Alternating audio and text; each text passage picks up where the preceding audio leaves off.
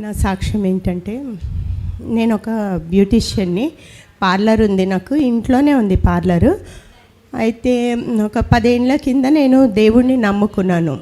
అప్పుడు నా స్థితి చాలా గొప్పగా ఉండేను. ఇంకా అప్పుడు నేను అక్కడ నాకేమన్నారంటే, నా పార్లర్ ఉంది అంటే, ఏం పేరమ్మా అంటే, పార్లర్కి పేరు లేదండి అన్నాను. అంటే నీ పేరు కూడా గ్లోరీ, నువ్వు పార్లర్ పెట్టబోతున్నావు, గ్లోరీ అని పెడతావు నువ్వు అని 10 ఏళ్ళ కింద నాకు వాగ్దానం చేసిండు ఒక దైవజనుడు. సరే అని ఇంకా ఆ మాట నేను మర్చిపోయినాను. అసలు నాకు అవసరం కూడా లేకుండే నేను పార్లర్ పెట్టాలి. ఇంట్లోనే ఉంది నాకు, ఇంట్లోనే చాలా కస్టమర్స్ వస్తారు నాకు. ఇంకా అట్లా ఇంకా కొన్ని ఏళ్ళు గడిచిపోయినాయి. 2 ఏళ్ళ కింద మా బాబు మ్యారేజ్ అయిందనమాట. ఇంకా మ్యారేజ్ అయిన నుంచి పైకి కస్టమర్స్ ఎవ్వరూ రావడం లేదు. అసలు ఏంటి అసలు కస్టమర్స్ రావడం లేదని నేను ఇంకా నిరాశతో ఉన్నాను. ఇంకా ఆ టైంలో ఇక ఏంటంటే కొంచెం అప్పు కూడా అయిపోయింది నాకు మ్యారేజ్ అప్పుడు. ఇక అప్పుడు అప్పులు అయిపోయినాయి. ఇక నేను పార్లర్ పెట్టుకోవాలని నేను అనుకోలేను. కానీ ఇంకా పరిస్థితులు నాకు దినదినము ఇంకా చాలా క్రిటికల్గా అయిపోతున్నాయి. అసలు చేతిలో ఒక డబ్బులు ఉంటలేవు, ఏముంటలేవు. లేకపోతే నేను ఇంట్లో ఉండే నేను లక్షలు సంపాదించేదాన్ని. అట్లాంటిది నాకు చేతిలో ఒక 100 రూపాయలు కూడా లేకుండా పరిస్థితులు అయిపోయినాయి. కానీ నేను ప్రతి రూపాయిలో నేను దశమ భాగం ఇచ్చేదాన్ని. నేను స్టార్టింగ్ నుంచి, నేను 10 ఏళ్ళ నుంచి ఎవ్వరు నాకు ఒక 10 రూపాయలు ఇచ్చిన దాంట్లో నుంచి నేను దశమ భాగం ఇచ్చేదాన్ని. ఇంకా అప్పుడు నాకు ఆ వాగ్దానం గుర్తుకొచ్చింది, నువ్వు గ్లోరీ అనే పార్లర్ పెడతావు అని. అది నా శత్రువులే, నా తోటికోడలే నా పైన చేతబడిలు అవి ఇవి చేస్తున్నారు. తనే వచ్చి, అక్క ఇంత కష్టపడుతున్నావు, నీకు వాగ్దానం ఉంది కదా, ఆ వాగ్దానం బట్టి నువ్వు పార్లర్ పెట్టచ్చు కదా బయట అంటే, అసలు మా ఆయన బయటికి వెళ్ళనిచ్చేవాడు కాదు అప్పుడు. ఇప్పుడు నేను దేవుడిని నమ్ముకుని నుంచి నేను ఇక్కడ చర్చ్కి వస్తున్నాను. అసలు పార్లర్ బయట పెట్టాలని నా ఉద్దేశమే లేకుండే. ఇంకా తను నాకు గుర్తు చేసింది ఆ వాగ్దానం. అరే అవును కదా, దేవుడు నాకు గ్లోరీ అనే పార్లర్ ఇస్తా అన్నాడు కదా, సరే అడుగుదాము అని నేను ఏ చిన్న విషయం ఉన్నా నేను మోకరించి దేవుణ్ణి అడగడమే నేర్చుకున్నాను. నేను దేవా నేను ఏం చేయాలి దేవా, నీవు తప్ప నాకు దిక్కు లేదు అని మోకరించి ఏడుస్తూ ఉన్నాను. మళ్ళీ నాకు గుర్తుకొస్తుంది గ్లోరీ పార్లర్ అని. దేవా ఏం చేయాలి దేవా నేను అని అనుకుంటున్నాను. ఇక చేతిలో ఒక్క రూపాయి కూడా లేదు. ఇంకా ఆ రోజు ఇంకా ఇక్కడికే వచ్చి బాగా ఏడ్చిన, దేవా నేను ఏం చేయాలి దేవా, నేను నా పరిస్థితి ఏంది, అసలు శక్తి కూడా లేదు, మొత్తం నాకు అంత శక్తి లేదు, ఏం లేదు. ఈ ఏజ్లో నేను పార్లర్ పెట్టి 30 ఏళ్ళు అయింది. ఈ ఏజ్లో నేను కొత్తగా పార్లర్ పెట్టి చేయడం నాతో కాదు దేవా అంటే, శక్తి బలం ఇచ్చేవాడిని నేనే అని మళ్ళీ వాగ్దానాలు గుర్తుకొచ్చినాయి నాకు. అవును దేవా నువ్వు ఉన్నాక నేనెందుకు భయపడాలి అని సరే అని అనుకొని ఇంకా ప్రేయర్ చేసుకొని బయటికి రాగానే ఒక కస్టమర్ ఫోన్ చేసింది. రెగ్యులర్ ఉండే ఆమె. వస్తలేరు ఏంటండి అంటే, లేదమ్మా కాళ్ళ నొప్పులు, 2nd ఫ్లోర్ ఎక్కాలంటే మాతో అయితలేదు, నువ్వే కిందికి వచ్చి పార్లర్ పెట్టుకోవచ్చు కదా అన్నది. మళ్ళీ గుర్తుకొచ్చింది నాకు, అవును కదా సరేలే అని. మళ్ళీ మడిగలు లేవు అక్కడ, కిరాయికి లేవంటే, అరే మా పాపదే ఉంది ఇక్కడ మీ ఇంటి పక్కనే, మేము ఇస్తాం తీసుకో అన్న. ఓ దేవా థ్యాంక్స్ అనుకున్నా నేను. ఇక అనుకొని ఇక ఈయనని అడిగిన, ఇట్లా కింద మడిగే ఉందంట నేను పెట్టుకుంటాను అంటే, ఎందుకు మీదికి వస్తలేరు అంటే, వస్తలేరు ఇవన్నీ కట్టడం నా వల్ల అయితే లేదు అన్న.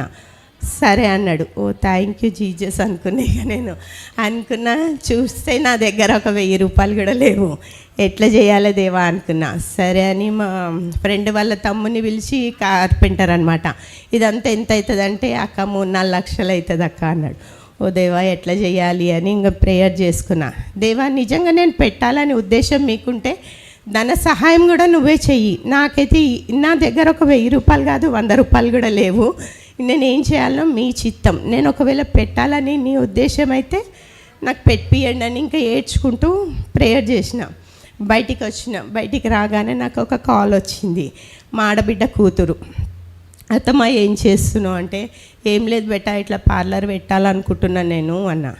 అంటే అత్తమ్మ కొత్త చిట్టీలు స్టార్ట్ అయినాయి, నేను ఇస్తాను అన్నది. థ్యాంక్ యూ జీజస్ అనుకున్నా. ఎంత కావాలి అంటే, ఒక 2-3 లక్షలు అవుతుండొచ్చు అన్న. అంటే సరే అత్తమ్మ నేను ఇస్తాను, 3 చిట్టీలు నేను రాసేస్తాను ఇవి, కానీ ఒక 2 నెలలు అయినాక ఇస్తా అంటే, 2 నెలలు కాదమ్మా ఈ వారంలో పెట్టాలి నేను అన్నా. సరే అత్తమ్మ నేను ఎట్లయినా చేసిస్తా, నువ్వు 3 నెలలు అయినాక చిట్టీలు ఎత్తి కట్టేయి అంటే సరే థ్యాంక్ యూ జీజస్ అనుకున్నా. ఇక తను ఫస్ట్ 1,00,000 రూపాయలు నాకు ఫోన్లో వేసేసింది. వేసినాక 30,000 తీసుకొని తనకు అడ్వాన్స్ కట్టేసిన. వాళ్ళు తాళం చేయి తెచ్చి నాకు ఇచ్చింది. ఇక తాళం చేయి పట్టుకొని బాగా ఏడ్చుకుంటూ ప్రేయర్ చేసిన. దేవా ఏమో తండ్రి, ఇప్పుడు నేను ఈ పార్లర్ పెట్టాలనే ఉద్దేశం మీకుందేమో, నాకైతే ఏం తెలియదు అని ఏడ్చుకుంటూ ప్రేయర్ చేసినాను. ప్రేయర్ చేసి ఇక కూర్చున్న. నైట్ 2 గంటలకు ప్రేయర్ చేస్తున్నా, నాకు ఒక కాల్ వచ్చింది. ఇంకా ఆ రోజే అడ్వాన్స్ ఇచ్చినాక మా చిన్న బాబు ఏమన్నాడు, మమ్మీ నాకు ఒక 25,000 ఇయ్యి రేపిస్తాను నేను అన్న. ఇక నా దగ్గర ఉన్నాయి చూసిండు కదా అని ఇంకా సర్లే అని ఇచ్చేసినాక రాత్రి 2 గంటలకు ప్రేయర్ చేస్తుంటే ఫోన్ వచ్చింది నాకు, చిన్నోనికి యాక్సిడెంట్ అయ్యింది, మొత్తము దెబ్బలు తాకినాయని. ఇంకా నాకు ఏమీ అర్థం కాలేదు అసలు. లేకపోతే ఇంత చిన్న మాట విన్నా నాకు మనసు అంత ఇదవుతుంది. ఆ దెబ్బలు తిన్నా ఇది దేవా ఏం ఉద్దేశంగా ఏమైందో నాకు తెలియదు తండ్రి.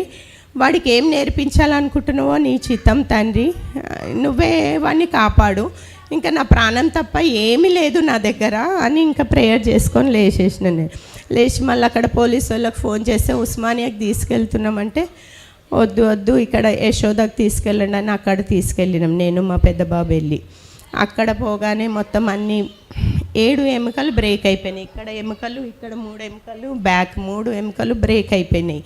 నేను వారంలో పార్లర్ పెట్టాలనుకుంటే వీడికి ఇట్లా యాక్సిడెంట్ అయిపోయింది, ఏం చేయాలి, 3 నెలలు ఫుల్ బెడ్ రెస్ట్ అని చెప్పి అన్నారు. నేను అయ్యగారికి ఫోన్ చేసిన, అయ్యగారు ఇట్లా పరిస్థితి, ఆపరేషన్ లేకుండా మా పెద్ద బాబుకి కూడా ఇదే యాక్సిడెంట్ అయితే ఆపరేషన్ లేకుండా ఇక్కడ హీల్ అయింది.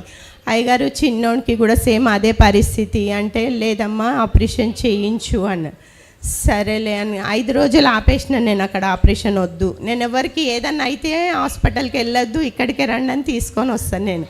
అలాంటిది నా బాబుకి ఆపరేషన్ అంటే ఇక మా ఇంట్లో వాళ్ళందరూ మీకైతేనేమో ఆపరేషన్ చేస్తావు, మాకంటేనేమో చర్చికి రా అంటావు అని ఇంకా హేళన చేసేసి ఇంకేదేదో మాట్లాడుతున్నారు. నాకు అసలు ఆపరేషన్ అంటే ఇష్టం లేదు.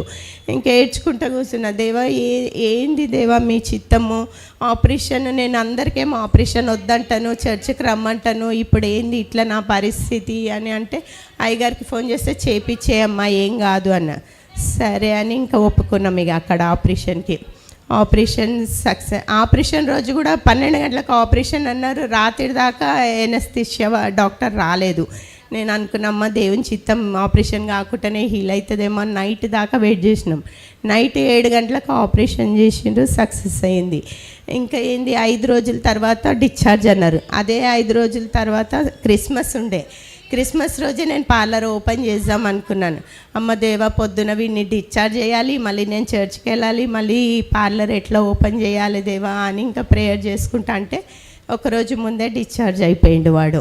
24th ఇంటికి తీసుకెళ్ళినాను. ఇంకా నైట్ వెళ్ళి పార్లర్లో అంతా సెట్ చేసేసి వచ్చినాను. 25th ఇక్కడికి వచ్చి 25th రోజు పార్లర్ ఓపెనింగ్ అయింది. అయ్యగారిని తీసుకెళ్ళి ఓపెనింగ్ చేసినాను నేను.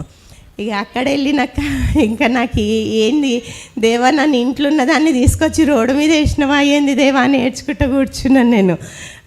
తెల్లారిపోయి కూర్చున్నాను, అసలు ఒక కస్టమర్స్ లేరు. ఏం దేవా నన్ను రోడ్డు మీద వేసినవా తండ్రి, ఎట్లా దేవా అని ఇంకా నేను ఏడ్చుకుంటూ ఇంకొక్కదాన్నే ఏడ్చుకుంటూ కూర్చున్నాను. అయినా సరే నేను ధైర్యాన్ని కోల్పోలేను. ఆ తర్వాత ఇంకా మళ్ళీ నా స్టూడెంట్స్ అన్నారు, లేదు అందరికీ కాల్ చేయి, నీ కస్టమర్స్ అందరికీ వస్తారు అంటే ఇంక అందరికీ కాల్ చేసినాను. ఇంకా ఇప్పుడు మంచిగా రన్ అవుతుంది, అందరు చాలామంది వస్తున్నారు.